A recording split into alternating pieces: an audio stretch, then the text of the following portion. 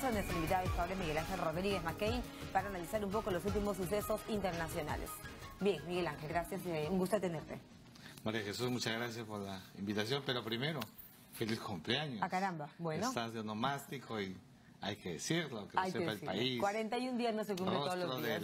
del país en TVP. Gracias, Miguel Ángel, un gusto tenerte nuevamente. Bueno, y para ver qué está pasando en el mundo. Empecemos, ¿qué te parece a mirar en Cuba, no? Se viene un cambio de régimen en Cuba, se anuncian elecciones, el periódico oficial Granma anuncia efectivamente elecciones, por ejemplo, de los responsables municipales. Sí. Además de diputados de la Asamblea Nacional Popular Cubana, que son, entiendo, los que finalmente elegirán al próximo presidente de Cuba. Es verdad, María Jesús. A ver, aquí hay un carácter de una enorme connotación para la historia de lo que ha significado desde 1959, aquel 1 de enero en que Fidel Castro con Camilo Cienfuegos y Che Guevara asaltan La Habana y la revolución triunfa, hasta la fecha, bueno, hasta hace unos 2 años, en Cuba no existían elecciones. Parte del sistema que impone Fidel Castro y el comunismo cubano fue justamente bloquear la partidocracia. Los partidos políticos en Cuba prácticamente no existen y los que lo intentaron acabaron en disidencias, y los disidentes en los calabozos y en las cárceles, muchos todavía en las cárceles.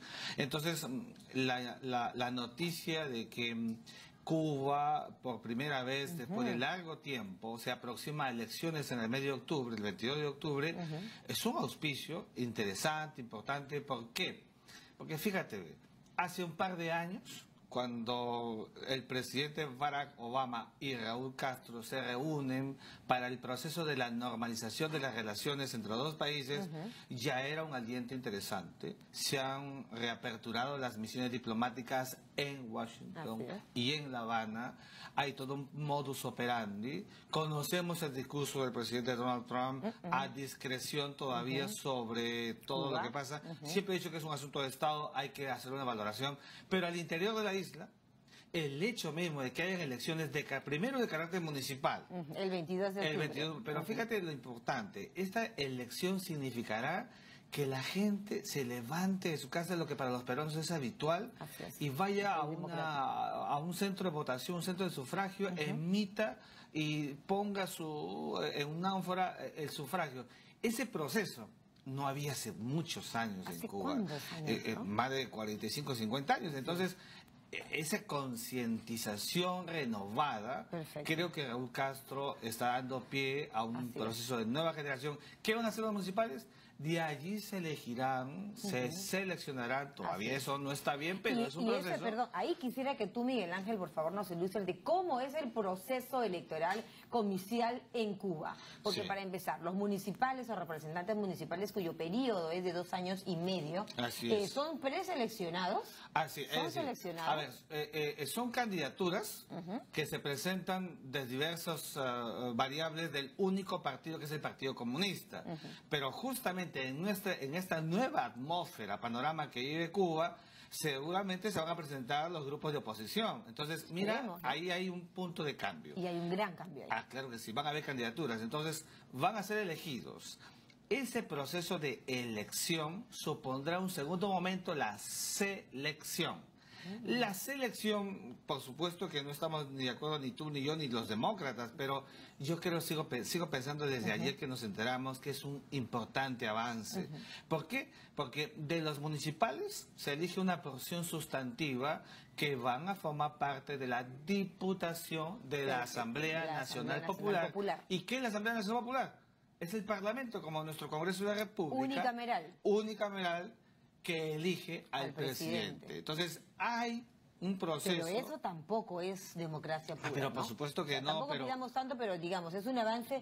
Pero ojo, son los congresistas o diputados, digamos, ¿no es cierto?, de esta Cámara Unicameral, los que eligen al próximo presidente. Así por 5 años. Por 5 años. Ahora, pero también hay que decir lo siguiente.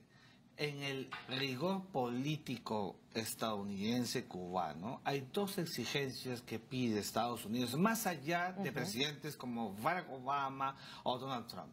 el hecho de que vuelva progresivamente una manifestación democrática como esta, y en segundo lugar, derechos humanos. Con esos dos alicientes, entonces Cuba puede despejar el proceso para que lleguen las inversiones, para que Cuba recobre la modernidad que no tiene. Eso en el fondo, verdaderamente con el bloqueo. Pero ¿no? claro, eso en el fondo, el bloqueo es, digamos, el punto sustantivo final, pero en el fondo es eso lo que una sociedad o lo que un país como Cuba, bloqueado es verdad, pero asfixiado por una crisis económica, no da más. Y la cúpula partidocrática única es consciente de ello y por eso estamos viendo este cambio. Van a haber cambios generacionales políticos en Cuba. Qué bueno realmente, porque poco a poco vemos cómo las cosas van cambiando en la isla, ¿no es cierto? Ya desde el 2006 Raúl Castro lidera este país. Pero ha tenido papeles importantes, ¿no? En el caso de Colombia, por ejemplo, el acercamiento con los Estados Unidos, pero claro, con Barack Obama a la cabeza. La pregunta es, con Donald Trump, ¿qué futuro le espera a esta relación Cuba-Estados Unidos? Yo aspiro y espero que la visión y la lectura de Estados Unidos para con Cuba no sea una visión de gobierno, sino de Estado. Los intereses de Estados Unidos, no solamente en Cuba, sino que es consciente que Cuba es como una puerta, un abanico a América Latina. Tú lo has dicho, la influencia cubana, la diplomacia cubana ha liderado grandes, importantes reuniones. El tema de las FARC, la negociación se ha hecho en La Habana. El CELAC lo ha liderado Cuba. Cuba-Venezuela.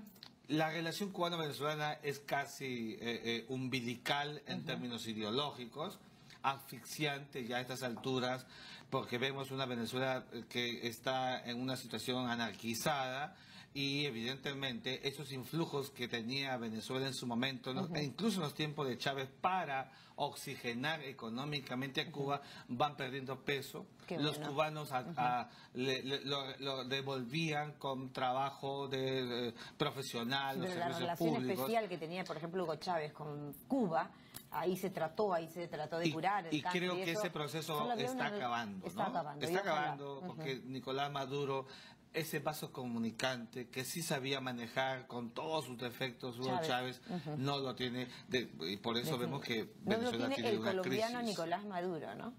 Claro, y eso es una de las cosas que, por ejemplo, siempre se cuestiona, está en ese rigor del imaginario, pero Cuba siempre será un país importante. Hasta Raúl Porras Barnechea, 1960, 23 de agosto, lanzó un discurso en defensa, como algunos dicen, no de Cuba, sino en defensa del principio de no intervención que le había pasado. O sea, Cuba siempre será... Bueno, nuevos vientos soplan entonces para la isla, empieza este proceso diferente ya en el mes de octubre, ¿no es cierto? La fecha ya está decidida, el 22 de octubre, para lo que es los representantes municipales. ¿Es el equivalente a alcalde, Miguel Ángel? Sí, son consejerías, consejeros, concejales y por supuesto los burgomaestres, que como sabes, en la historia de la diplomacia municipal, de derecho municipal, son las primeras manifestaciones del poder de las polis, como eran las polis griegas. Perfecto. Hemos visto Cuba y no podemos dejar de hablar de lo que está pasando en Estados Unidos. ¿Qué está pasando en Estados Unidos? Ayer hemos visto 2 tiroteos. Sin embargo, el primero registrado en horas de la mañana en esta práctica de béisbol, este atacante o uno de ellos entra y pregunta primero, ¿no es cierto?, si los que están ahí en la práctica son republicanos o demócratas. Ya vimos lo que pasó. ¿Qué mensaje, advertencia acaso para el señor Donald Trump? Yo creo que sí, fíjate, cuando leí la información, la vimos ayer, lo primero que pensé, cuidado con los lobos solitarios, ya entraron en Estados Unidos. Pero cuando uno desmenuza la información... ¿Tú te refieres al terrorismo? Al terrorismo. Fue lo que nos llamó la atención, porque ataques en Europa y luego en Estados Unidos, un tiroteo llamó la atención. Pero cuando uno desmenuza la información, uno mide y se da cuenta realmente que no es así, como tú lo has dicho. Un ataque deliberado, han señalado. Era un ataque deliberado y al mismo tiempo es una de las personas que coadyuvó a Bernie Sanders, el izquierdista, fanático, y por tanto, contrario sensu, sentido contrario, una gran animadversión a Donald Trump. De manera que lo que está diciendo es que se está creando una suerte, a mi juicio, de odio sustantivo creciente político hacia un presidente que, si uno mira los últimos 50 días de gobierno... El odio político que resucita en Estados Unidos... Y eso sería fatal. Estados Unidos es un país, digamos, de enormes tolerancias, sobre todo en el tema político, pero con un presidente que le dijo no al TPP. Acuérdate, este aliento comercial extraordinario que la Una de sus propia primeras medidas. Así es, que fue a los días. A los días. Segundo, Se sale de la COP. La COP21 que aprobó el acuerdo sobre cambio climático, Exacto. un instrumento vinculante que no había en Johannesburgo, que no había en Río de Janeiro, que no había en Copenhague y que obligaba a los países a esa reducción de los gases, de la emisión de gases de efecto invernadero. Llega el presidente y en un par de decisiones se aparta del instrumento. Entonces, eso crea una cierta situación de Miguel Ángel, analizando decepción. un poco, digamos, si bien es cierto, ha señalado fue un ataque deliberado, han ido directamente a atacar el bloque republicano. ¿Cuáles han sido las razones más fundamentales para esta respuesta? Yo creo que aquí hay un tema de fondo y tiene una directa relación con el asunto de lo que ahora se está llamando Rusia Gate. Es decir, la conexión rusa, el despido intempestivo del director del FBI, un hombre con una trayectoria impoluta que estaba investigando, la intromisión imputada al presidente, eso es gravísimo en la política estadounidense. Le empiezan a cobrar la factura el tema del TPP, salirse del Acuerdo de París, el tema del FBI, que hemos visto hace poco a declarar a Comey, señalar cómo tenía verdaderamente las presiones para no investigar la Rusia Gay, lo que ya se denomina Rusia Gay. ¿Qué otros aspectos? El Obamacare, los musulmanes. Los musulmanes, todo este conjunto de medidas políticas que están generando repulsión, animadversión, rechazo, se están expresando. Cuidado con que vayan a sostenerse radicalismos en Estados Unidos. Lo que pasa es que es una paradoja. ¿Lo entiende el señor Trump? Lo vimos luego en un tono ciertamente conciliador, decir que América somos todos y que aún cuando hubieran discrepancias somos una nación. Yo me quedo con tu última visión. ¿Lo entiende? Es decir, espero y aspiro que sí, porque el tono de su última declaración ha sido bastante atenuado, con lo cual él tendrá que cavilar realmente qué es lo que le pueda pasar al país. Una crisis política sustantiva para un presidente con 50 días como él, y que es tal nivel atípico, de rechazo, ¿no? Podría tener más problemas. Muchos reveses políticos. Claro que sí. Bien, Miguel Ángel Rodríguez Macay, nuestro internacionalista, destacaba como siempre con nosotros en 7.3 Noticias.